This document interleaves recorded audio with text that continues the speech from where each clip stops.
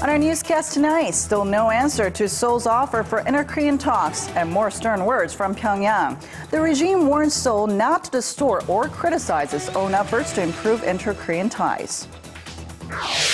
The left-wing populist Syriza party is triumphant in Greece's elections, meaning the country is on a possible collision course with the EU. Japan still has a chance to save the remaining hostage being held by the Islamic State, freelance journalist Kenji Goto. These stories and more coming up on Early Edition at 6.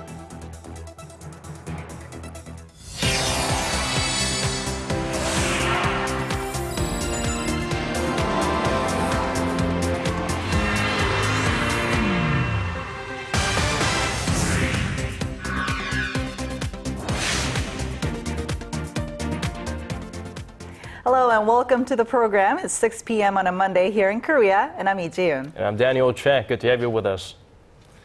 A month has gone by since South Korea's surprise proposal for talks with the North. Yes, and Pyongyang has since laid out its list of preconditions to starting those talks, which Seoul is not willing to consider. Our Unification Ministry correspondent Hwang Sung-hee has this story for us tonight. South Korea says it has no plans to consider North Korea's demands for returning to dialogue. Unification Ministry spokesperson Im Byung-chul said Monday the preconditions laid out by Pyongyang are issues that could be discussed at the negotiating table. For fundamental improvements in inter-Korean relations, South Korean government believes it's not appropriate to accept North Korea's unjustified preconditions before any talks are held. One of the key preconditions laid out by the North is canceling the upcoming joint military drills between South Korea and the United States. The state-run Nodongshinmun newspaper on Monday reiterated that inter-Korean relations will meet a dead end if the exercises take place as planned. The paper claimed that the trust between the two Koreas will only be restored after the joint drills are called off. Seoul and Washington say the annual exercises are defensive in nature, but Pyongyang calls it a rehearsal for invasion. Amid the inter-Korean tug-of-war, chief nuclear envoys from South Korea, the U.S., and Japan will meet in Tokyo on Wednesday to discuss issues related to North Korea. South Korea will hold a separate vice ministers meeting with the U.S. in Seoul on Thursday. Amid fears of a possible loss of momentum between the two Koreas, the Unification Ministry says its month-old offer for dialogue still stands and that it's waiting for North Korea's response. Hwang Sung-hee, Arirang News.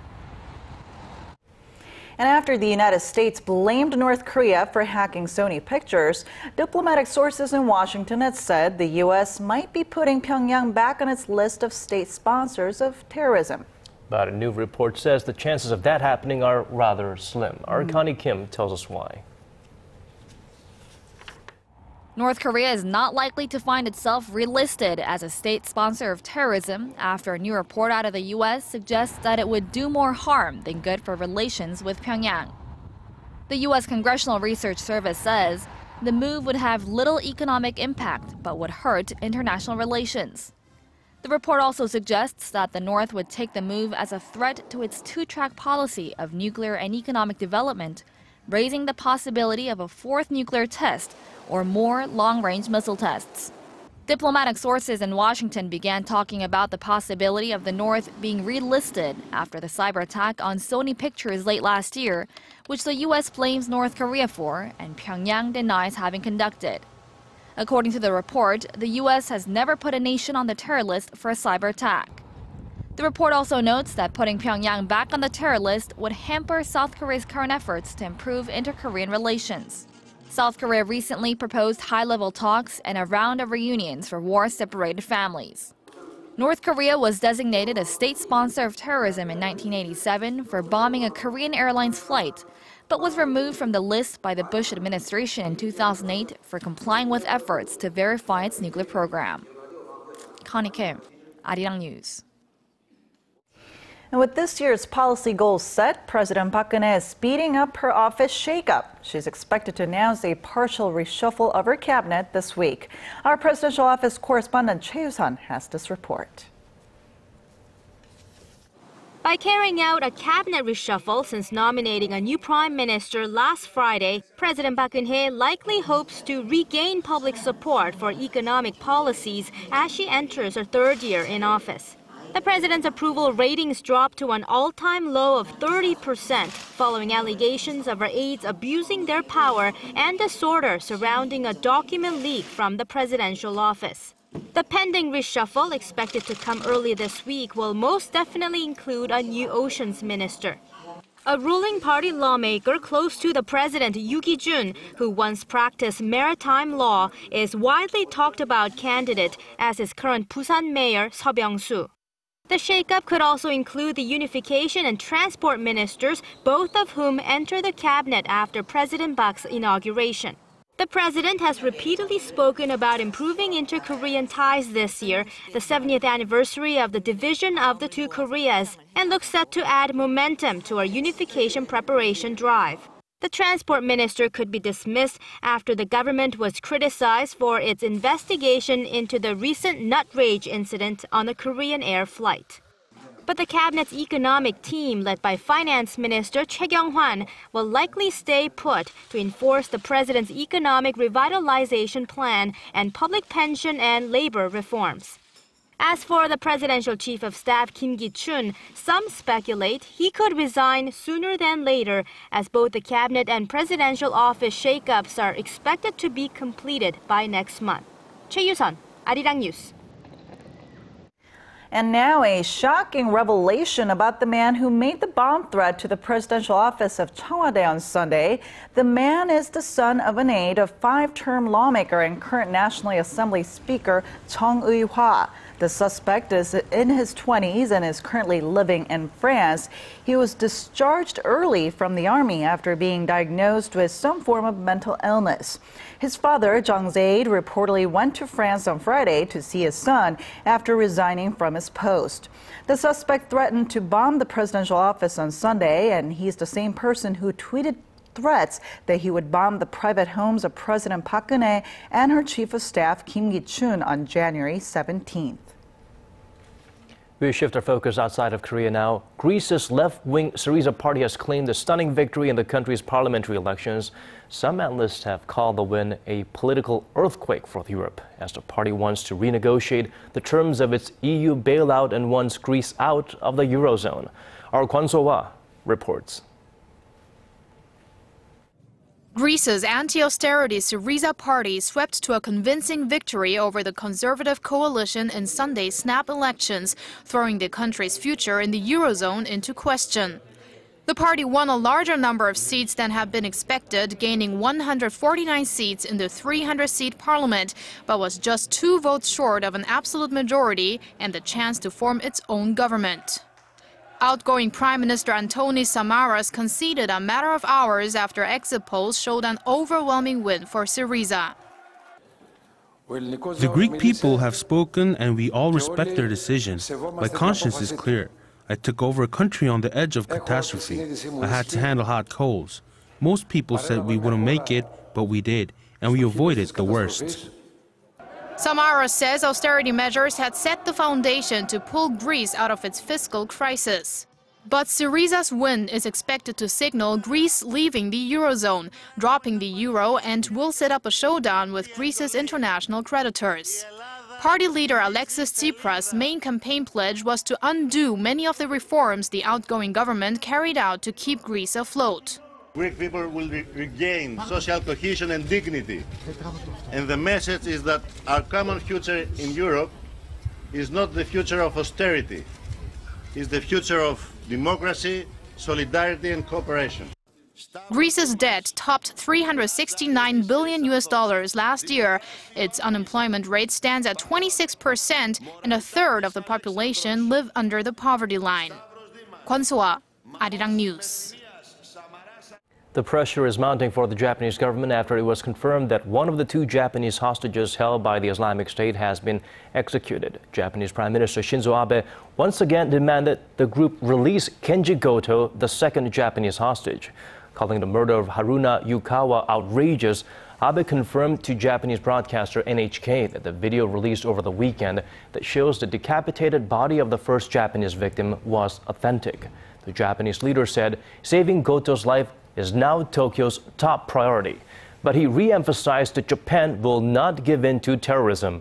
In the latest recording, a voice which the IS claims is Goto's reads a statement saying the Islamic State now demands the release of an Iraqi female prisoner held in Jordan instead of their previous ransom demand.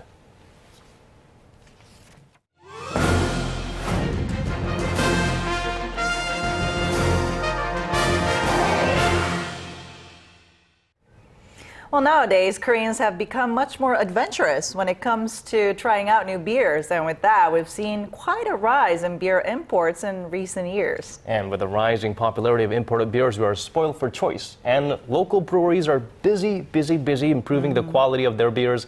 And they're trying to expand into overseas markets at the same time. Here's our Kim Hyun-bin with this week's Industry Insight.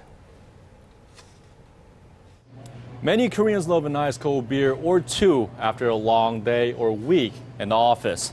Their choice used to be limited to mostly Korean beer.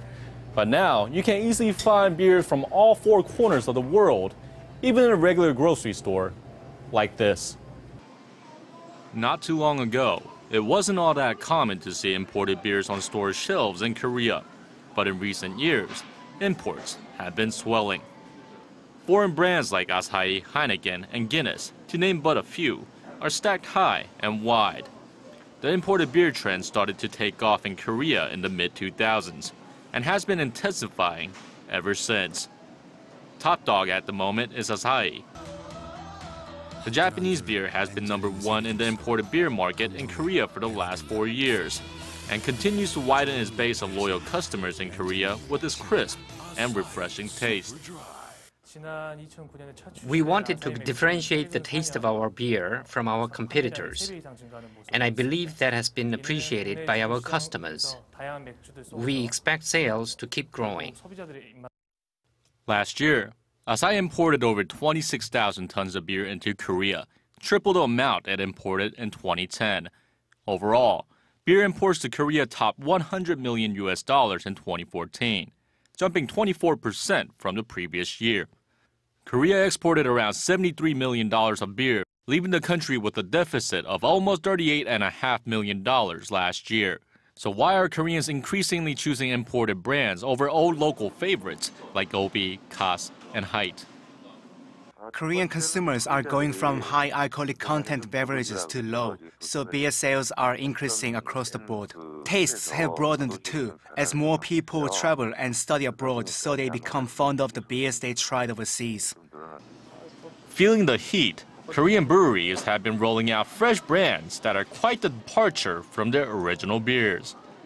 In the case of Obi, it released 2 different brands last year and upgraded its premium Obi beer to give it a deeper taste. Local beer companies are also developing new flavors to adapt to the changing tastes of the Korean consumer.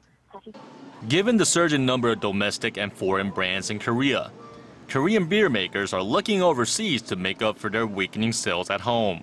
Korean breweries exported $4.5 million of beer to Iraq last year, becoming the Middle Eastern country's 3rd largest supplier. Hite's Jinlo, which began exporting to Vietnam in 1966, now ships to some 60 countries.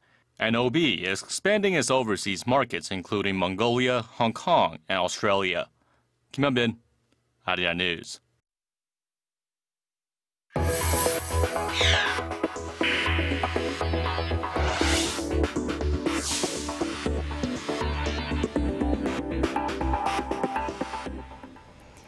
Under government pressure to increase dividend payments, many Korean companies are increasing their payouts. Now, the problem is their corporate performances are not really improving.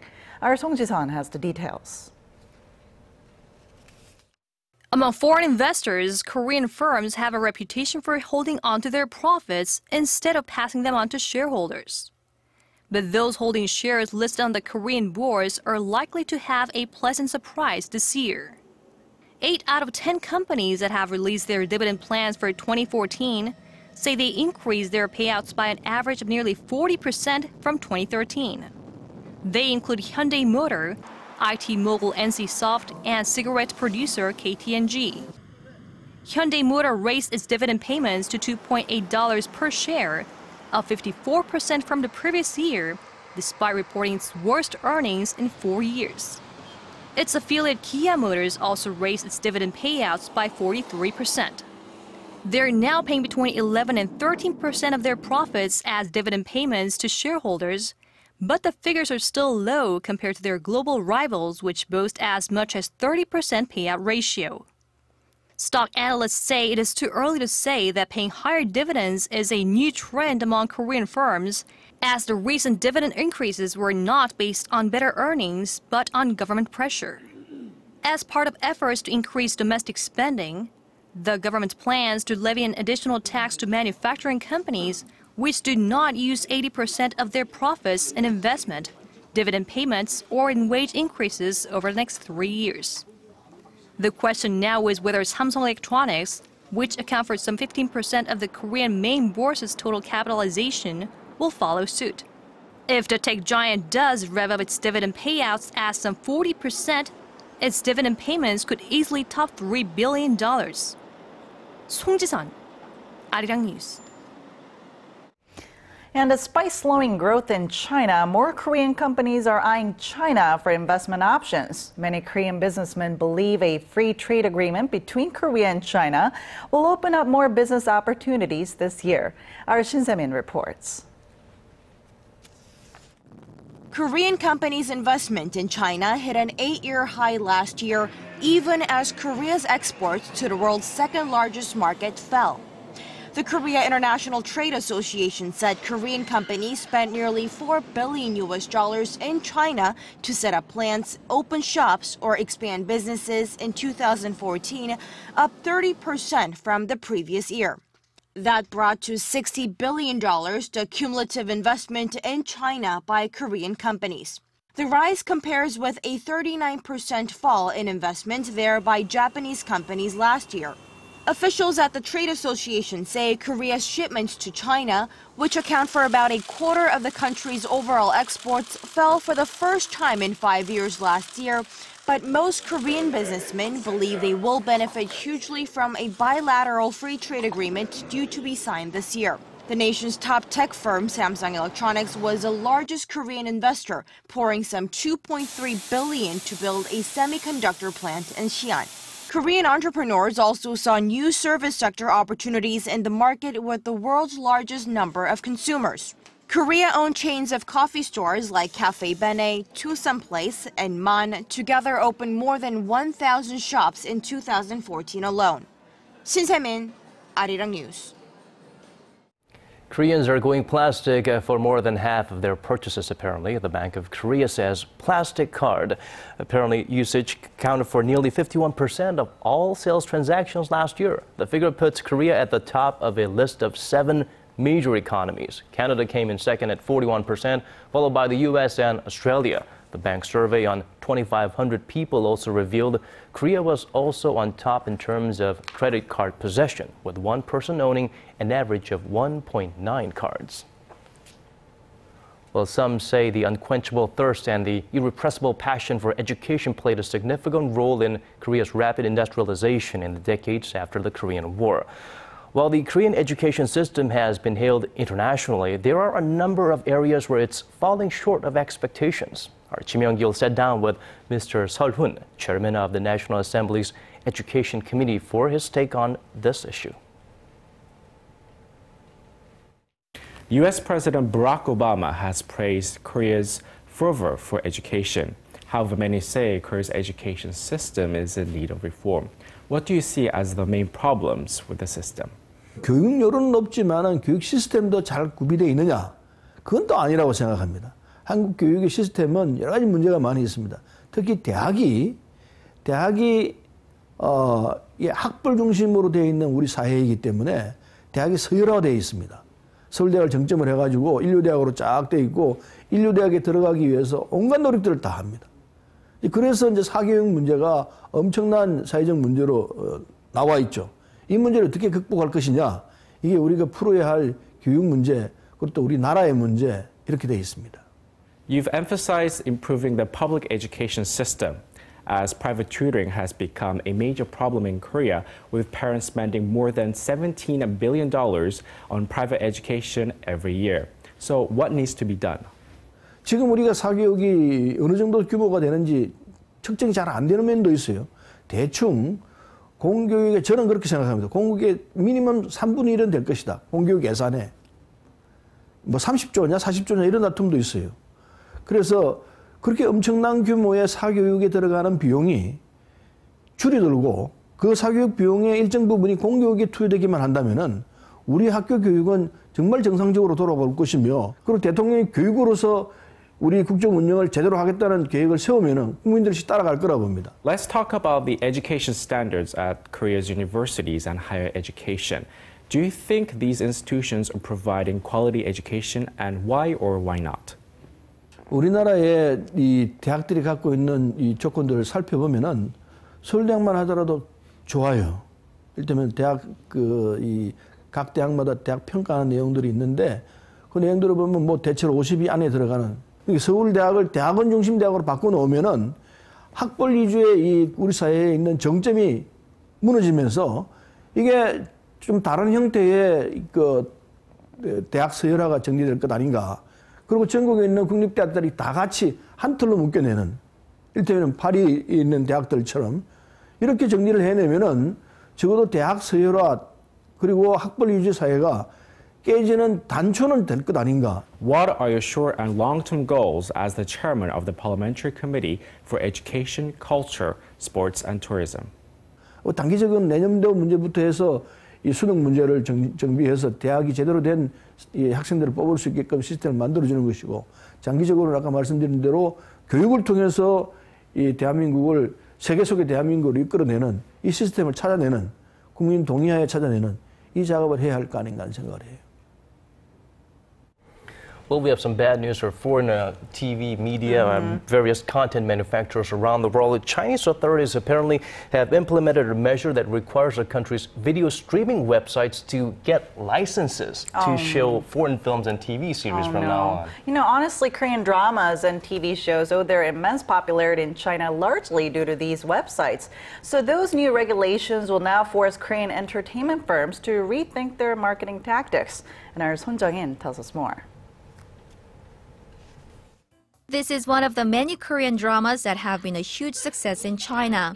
Chinese viewers were able to watch them almost immediately after their release in Korea, but it could be a different story 2 months from now.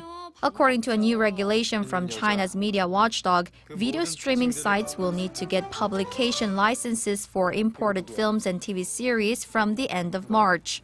The regulation aims to filter out TV shows with satirical, cruel, or lewd elements, but even if they are approved, it will take at least 6 months to get the license.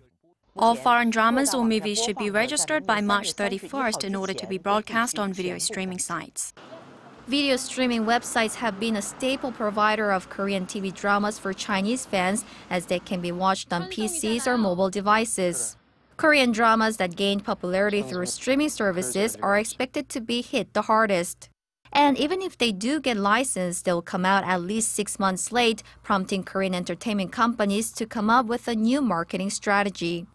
Experts here warn that illegal distribution will surge after the regulation takes effect, becoming a major threat to copyright. Several new American TV series have already been removed from Chinese video streaming sites due to their provocative contents. Son Jung-in, Arirang News.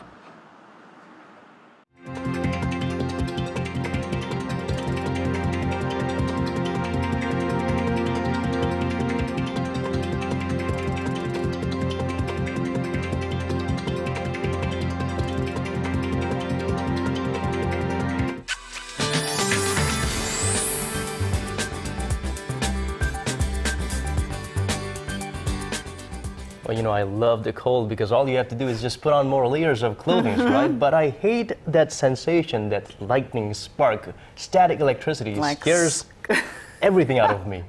You know, I'm actually a walking static during this time of the year, and my hair gets just full of static like every 5 minutes. And you know what? I'm just going to ask Michelle if she has any solutions to getting rid of all the static. Michelle? Good evening, Ji-yoon and Daniel. Static is one thing I can't get used to, even when I get it like 10 times a day.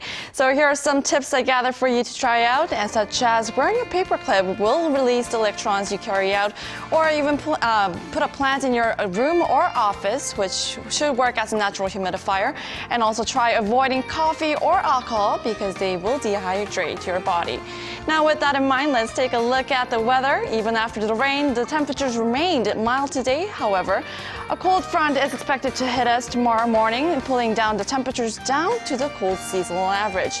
Now, snow is also expected in the forecast all throughout the week, especially on the east coast, Gangwon-do, and in the southern regions. Now to our readings for tomorrow. So we'll start off the Tuesday morning at -3 and gets up higher at 2 degrees. Meanwhile, the southern cities such as Daegu and Busan is higher at 6 and 10 degrees respectively.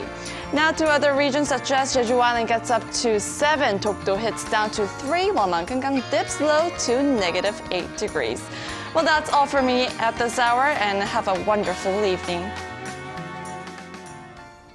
So if you're in dry areas like us, dry, cold places, you need to stay wet and a little bit metallic? Yeah, and avoid alcohol and coffee. I do not like that part. Gotcha. Maybe I'll just stay with the full static Hopefully mode. there are other solutions. Yes. Well, we've come to the end of our newscast. Thank you for staying with us. Good day or good evening, depending on where you're tuning in from. This has been Daniel Choy. And I'm Lee Ji-yoon. Thanks for watching, and good night.